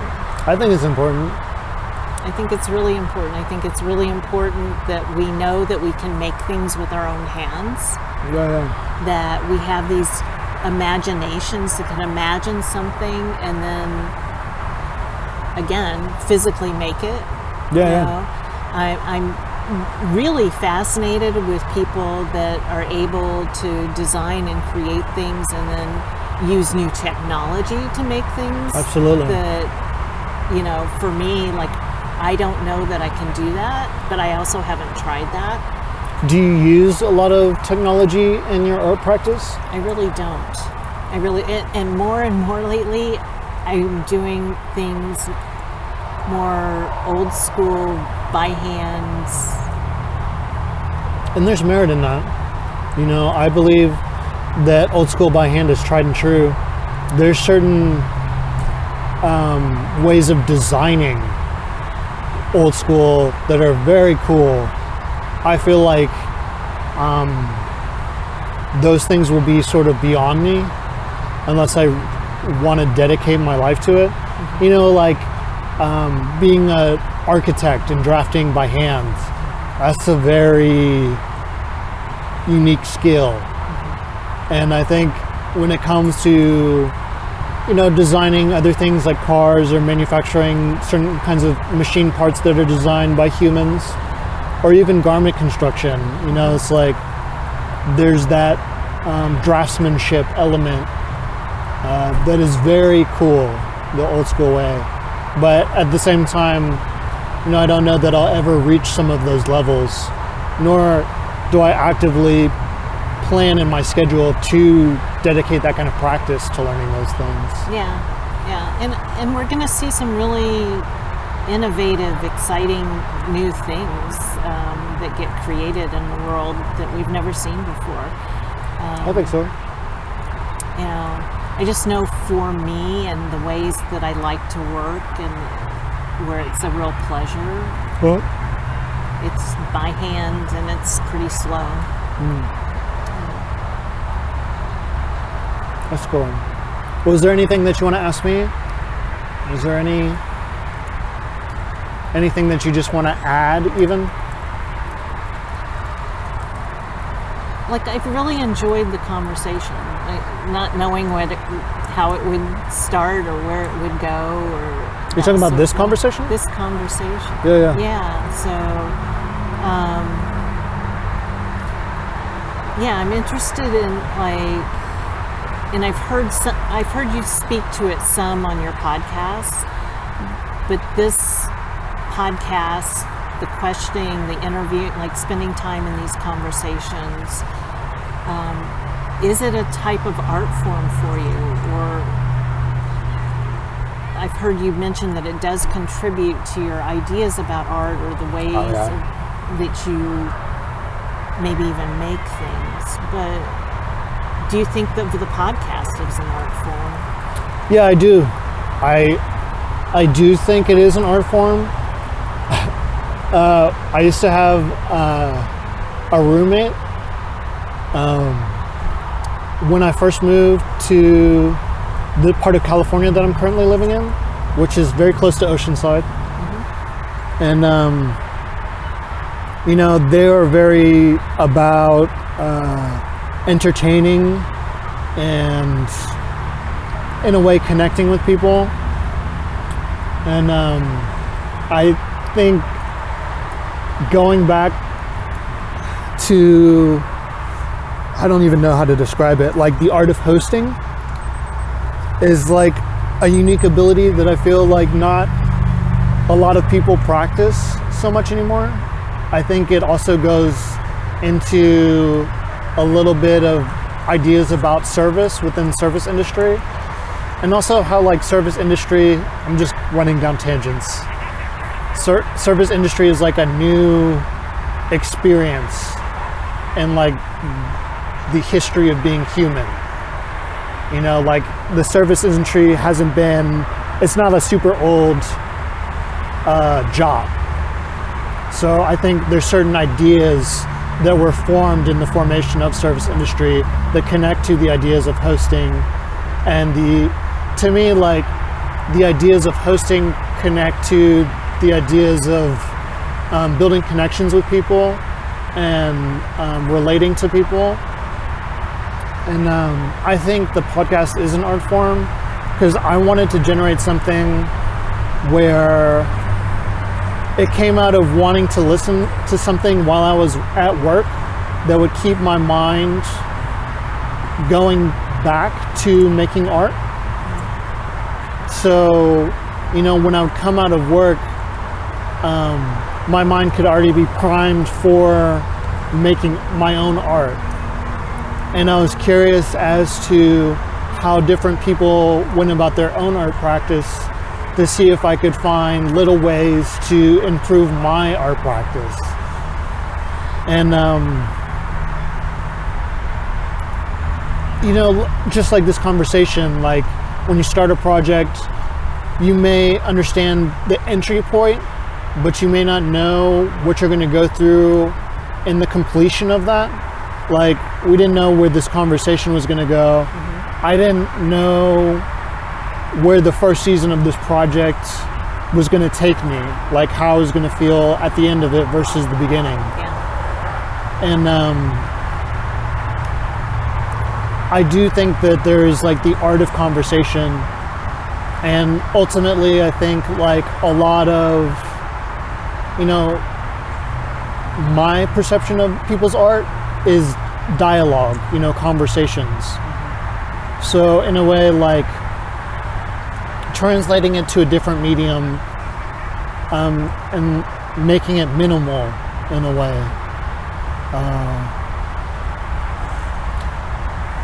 The short answer is yes.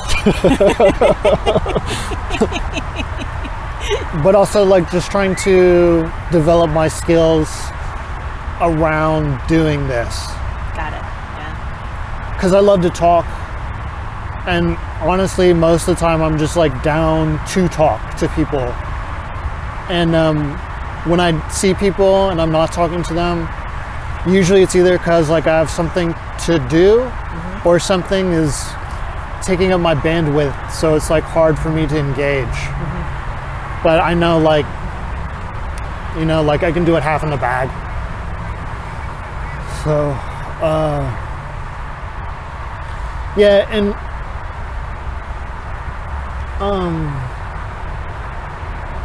also just trying to figure out like what's the bare minimum for me, like what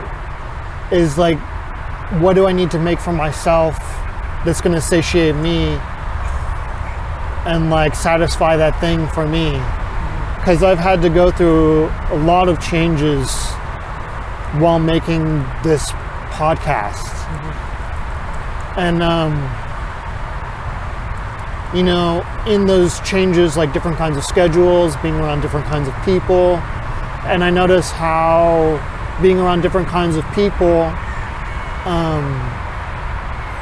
really affects what I'm making and how I'm making. Mm-hmm. And there was a time where all I wanted to do was have some more isolation so I could focus on the work to produce the work. But like that sort of mindset hasn't grown with me for the kind of life I want to create for myself. Mm-hmm. So constantly I'm asking myself, like, how can I open up the work so it's satisfying me and like hitting what I want, but then also I can be around people, you know? I'm just trying to figure that out for myself. So in a way, like, it's also just trying to answer questions I have, you know, for myself, like very personal questions that I'm trying to figure out. And I think it goes back to what Edna was talking about, is like looking at your life as like a piece of art, and then, you know, through that, seeing how you want to experience that, like what kind of tools you want to bring into that, and like where you want to let go of control and where do you want to rein in control, you know, like and for me, yeah. I'll interject into that, like, do I have space or room to experiment? And allowing myself to experiment has been really valuable for me. I think experimenting is great. I think trying to also, like, just this whole idea of generating space, you know, because coming from Texas, you know, like being around you know, it's like you'd already learned how to develop a studio space, you know, if anything, in that living / studio space, you know, art had enough room to be created. And in my journey through California, like, I feel like I've had a very, I don't know how else to describe it, but like a very American experience, like experiencing things I did not experience as a teenager or a young adult, and seeing how other people live, or how some other artists or artists from older generations have come from different environments and almost sort of like fought or struggled to generate space so they could make art or they could express themselves and stuff like that. And if anything, I feel like it's helped me understand people more, but then it's also been frustrating. It's like, how do I generate space for myself? And then, you know, sometimes the answer is money. You know, it's like, well, how do I generate money for myself? How do I generate enough money for myself that I'm not losing myself? So when I go to my space, I have the wherewithal to be creative or make the kind of art I want to see.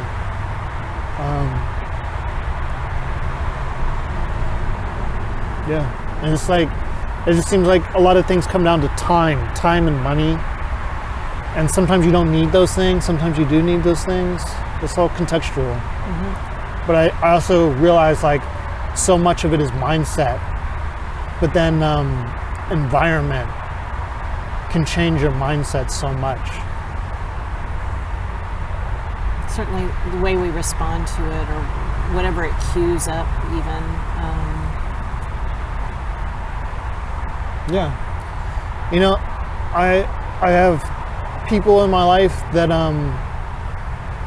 you know, it's like, who are creative and who are non-creative, and just don't understand where I'm coming from sometimes, you know, in having to navigate these different spaces, nor do I need them to understand.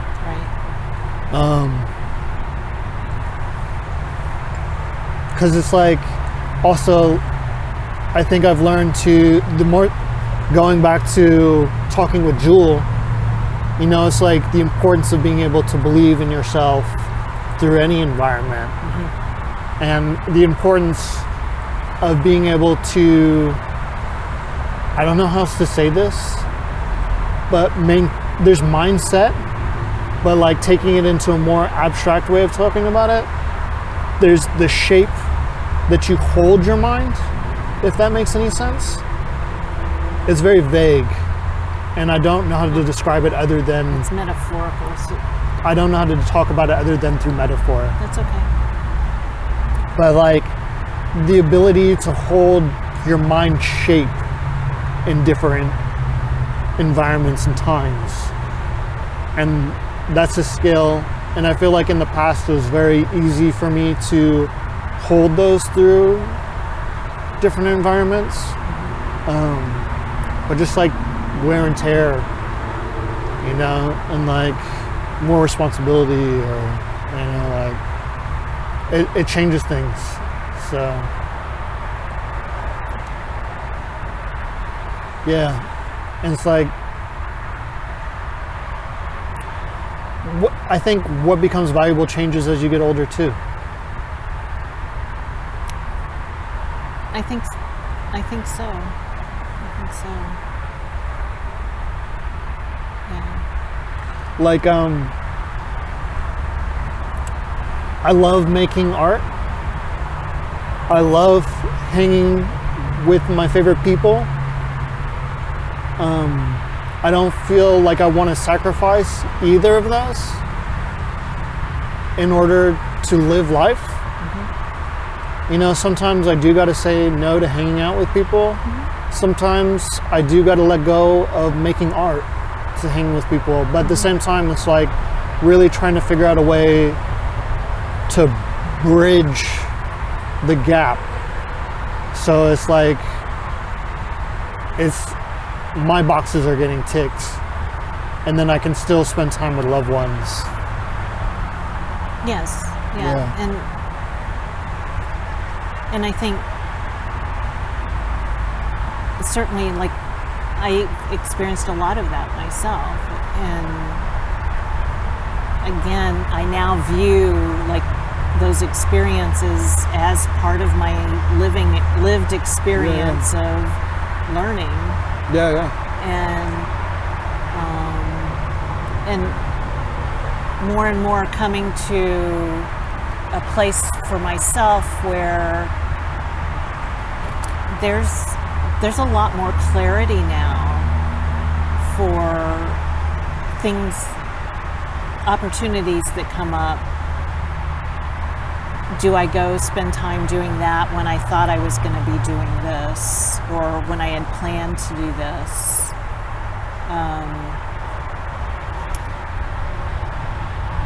I've been, again, like playing with that, right? Rather than being really rigid about it, or doing what I think I'm expected to do. It's like, what feels right and true for me to do this? And if it's something that's unexpected, could I be curious about the unexpected thing that might show up that I would have never known to plan for if I say yes to it?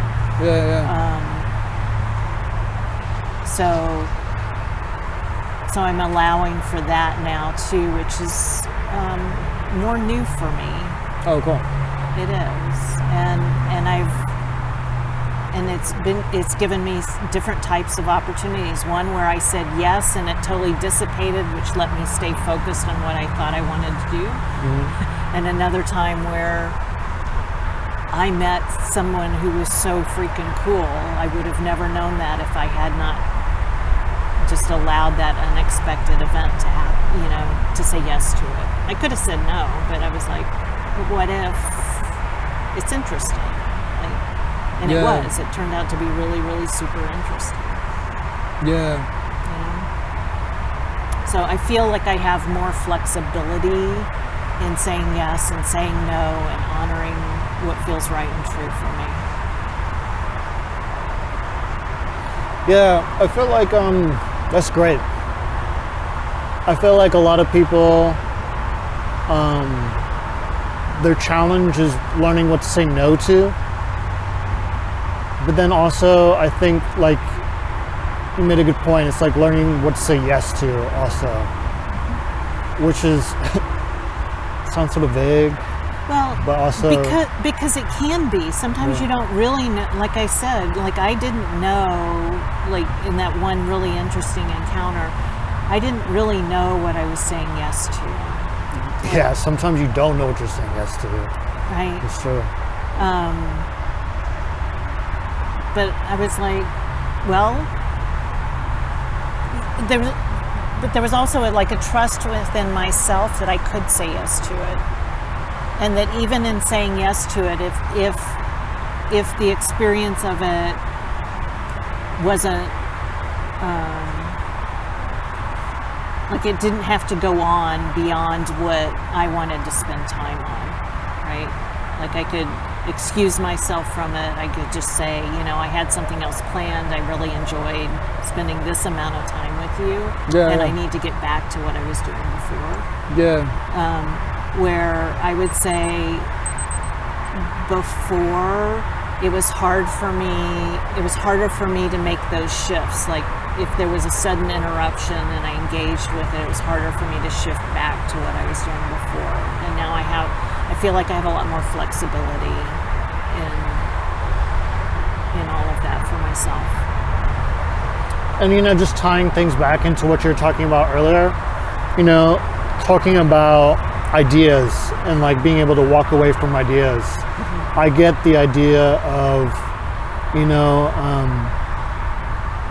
when you get into the groove of working on something, an interruption can cause you to sort of like lose the tension or like lose, the rope or thread that you're pulling. And that can be frustrating. Well, sometimes for me, it's been even felt physically jarring. Oh, yeah. So. I totally understand that. Yeah. And just in some of the nature of some of the creative jobs that I've worked, it's like interruption has been constant. So it's almost like learning how to be uncomfortable with the interruption. Mm-hmm. And then also learning how to take control of that space.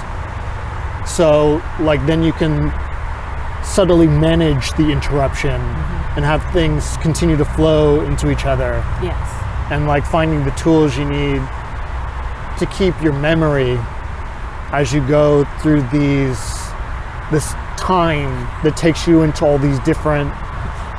Sometimes it feels like a lot. Yeah. Right? Or the experience of it can be a lot. And yet, like if I'm teaching a class, I seem to have such facility with that, right? Cool, Students cool. asking different questions or going in different directions or, and yet it's almost like conducting an orchestra, right? It's like I can find the harmony. It's almost like I can hear the harmony in what looks like interruption and chaos and discordance. Yeah, I feel like one time I was hanging out in Austin to like tell like a story that helped me understand some of this that I totally don't keep in mind a lot of the time. Mm-hmm. I forget about it. But I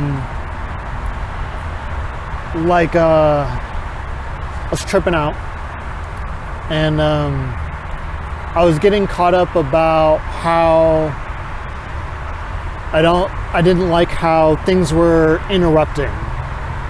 Like it seemed like this experience kept being interrupted by random shit. And I was really just trying to catch the flow of that experience. And for whatever reason, at the time I was thinking about like sort of music and like relating the experience metaphorically to music. It's like, oh, like, harmony's cool. It's like when you can hold harmony, it's like interesting and it feels nice. But sometimes like in going through the song, like the change in the phrase or the dissonance,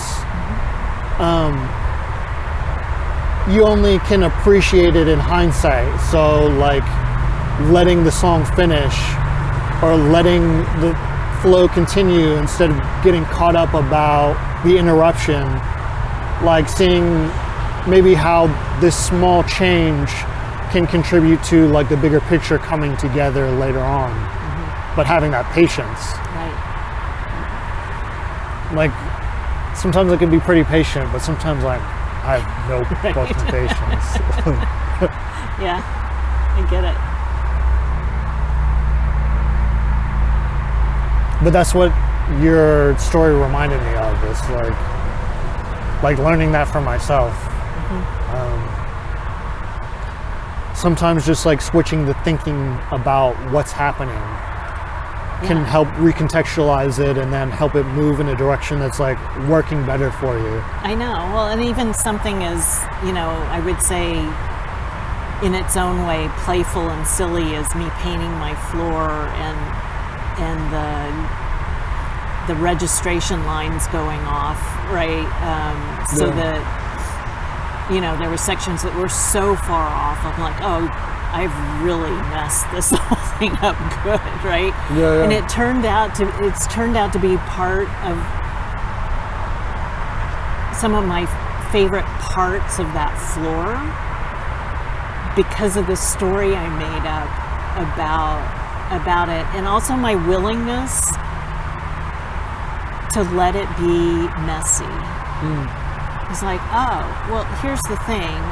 I'm painting my floor for fun, right? Like, I don't need to prove anything to anybody else. I'm experimenting with painting this floor, doing something I've never done before. I knew I didn't feel like setting out registration lines, which would have kept things on point and marked out in the proper diagram. So this is where I am now, and then I would make up a story about it, right? Yeah. Oh, these are the tiles that got broken, or these are the tiles that they found in one part of the house that maybe were like designed specifically for a different part of the house, so they're a totally different shape than these, but they arrived in the shipment, right? Yeah. From southern France, right? In different parts of the French countryside.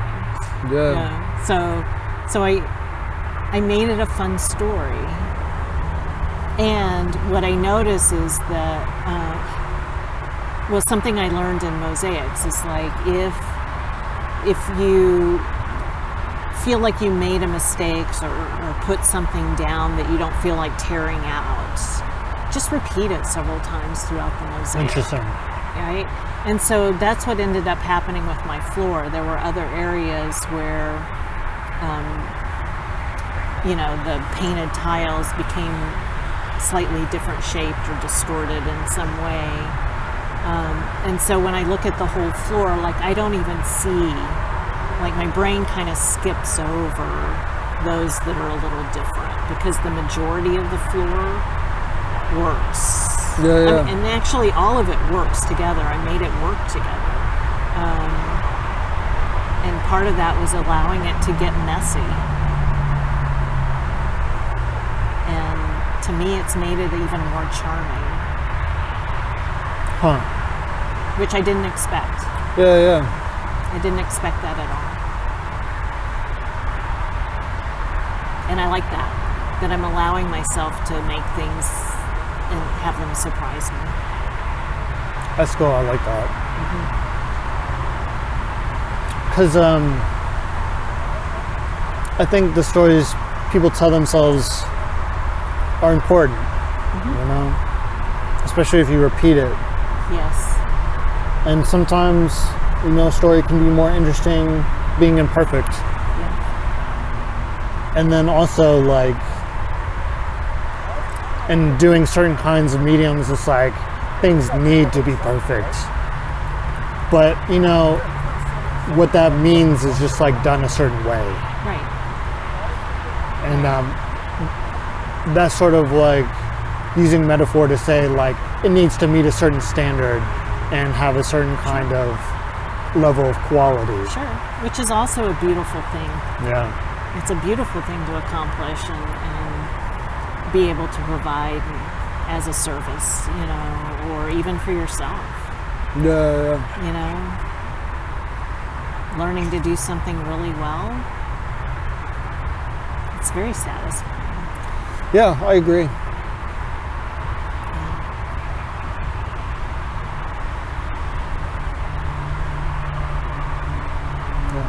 So is there anything else that you want to add? The only thing, like, what popped into my head was just like, I think of the world ultimately, like, is that it's so beautiful. Yeah. And that's really what I want to say, whether I'm saying that in a conversation with someone, or in a meal that I prepare, or a piece of artwork that I make. I often lately feel like it's my song, my love song, which sounds kind of corny, but that's how I feel about it. Like making art is my love song. Oh, that's cool. Yeah, and what I'm singing about is the beauty that I see before me. That's how I feel about it. That's dope. Yeah, and sometimes the art may express that to someone else, it may not, but the process of making it for me is that. That's cool. Well, where can people find you online? Right now, the only thing I have online is at Katrina Marie _Katrina Marie on Instagram. On Instagram? Yeah. Katrina Marie? Katrina Marie. And it's Okay. Katrina with a K. Okay. Yeah. Katrina Marie. So do you just, when I put you on the title card, do you just want Katrina Marie? No, you can say Katrina Doran, but Okay. Marie is my middle name, and I like, again, like when I think of songs, I like the sound of Katrina Marie together. Sonics. So, yeah, well, and I've been playing, like I've really been exploring listening to sounds. So that's part of it. Nice. Yeah. But right now my website's down because I want to create something new. And, Okay, cool. yeah.